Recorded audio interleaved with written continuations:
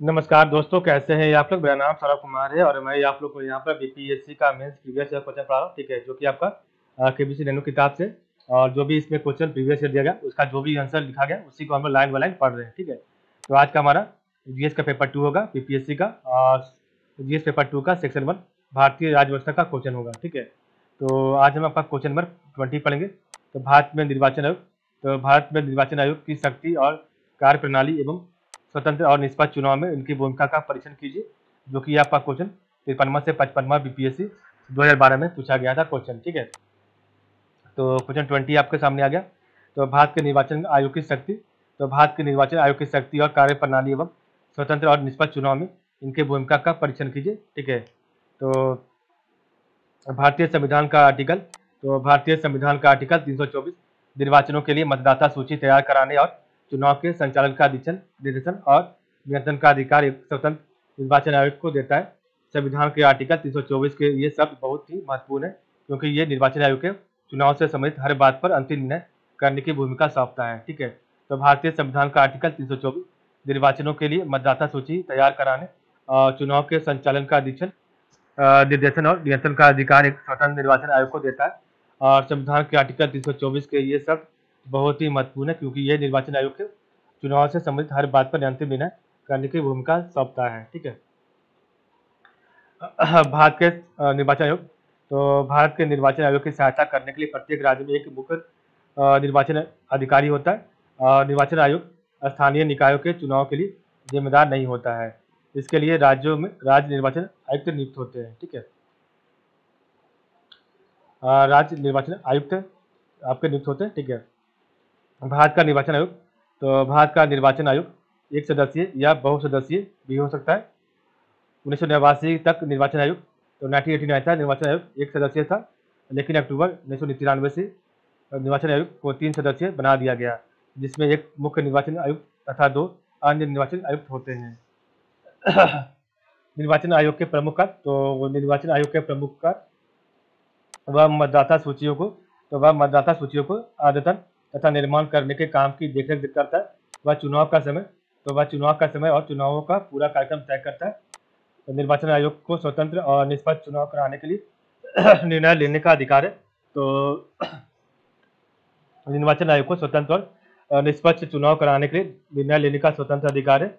और निर्वाचन आयोग राजनीतिक दलों को मान्यता देता है और उन्हें चुनाव चिन्ह आवंटित करता है। ठीक है, स्वतंत्र एवं निष्पक्ष चुनाव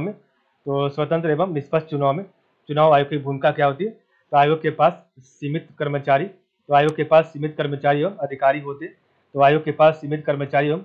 होते हैं। अतः चुनाव प्रक्रिया के दौरान चुनाव संबंधी कार्यों के संबंध में आयोग को पूरी प्रशासनिक मशीनरी पर नियंत्रण हो जाता है। केंद्र तथा राज्य के प्रशासनिक अधिकारियों को चुनाव संबंधी कार्य आयोग के नियंत्रण में करना होता है। और निर्वाचन आयोग इन अधिकारियों को अपनी सुविधानुसार तबादला कर सकता है तथा आवश्यकता पड़ने पर अनुशासनात्मक कार्रवाई भी कर सकता है। अबाध एवं निष्पक्ष चुनाव, तो अबाध एवं निष्पक्ष चुनाव के संचालन में नौकरशाही की भूमिका महत्वपूर्ण हो जाती है। और इन पर चूंकि निर्वाचन आयोग का कड़ा नियंत्रण होता है, अतः ये निष्पक्ष तरीके से अपने कार्य को करते हैं। सर्वप्रथम चुनाव की विभिन्न तैयारियों, जैसे क्षेत्र में अपराध नियंत्रण, सुरक्षा की मजबूत व्यवस्था, मतदाता सूची तैयार करवाना, पोलिंग बूथ को चिन्हित करना आदि कार्य करने होते हैं। चुनाव प्रचार के दौरान निर्वाचन आयोग के निर्देशों के अनुसार राजनीतिक पार्टियों पर नजर रखना तथा आचार संहिता का उल्लंघन न हो, इसकी जिम्मेदारी प्रशासनिक अधिकारियों पर ही होती है। तो शांतिपूर्ण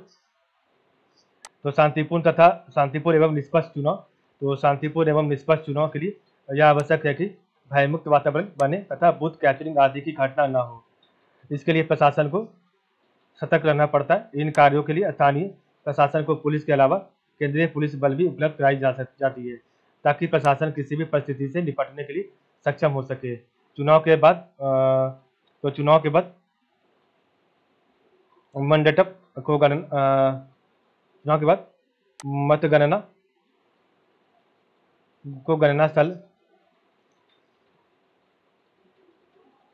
बाद आपका जो मशीन होता है मशीन को गणना स्थल तक जो है सुरक्षित पहुंचवाना तथा वोटों की गिनती करवाना भी प्रशासन की महत्वपूर्ण जिम्मेदारी होती है। ठीक है।